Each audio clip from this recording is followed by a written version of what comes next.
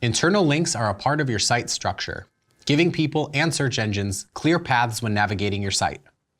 It's extremely important to set and structure your links correctly, or else your site pages may not be found. I'm Matthew, and that's what we're going to talk about in this video. An internal link is any link that connects one page on your site to another page on your site. Search engines use them to get a better understanding of your content and the relationship between your pages.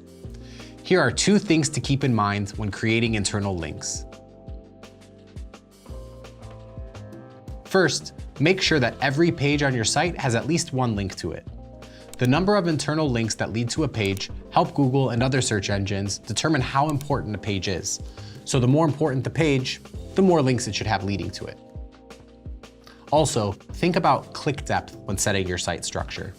This is the number of clicks it takes to get to an internal page from the home page. In general, the more important the page is, the less clicks it should take to get there. So to meet SEO best practices, try and keep important pages less than 3 clicks away from your home page.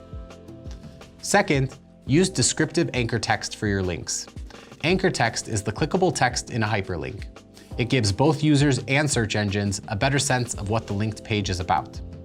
Make sure the text is relevant and reflects the page's content. And that's it.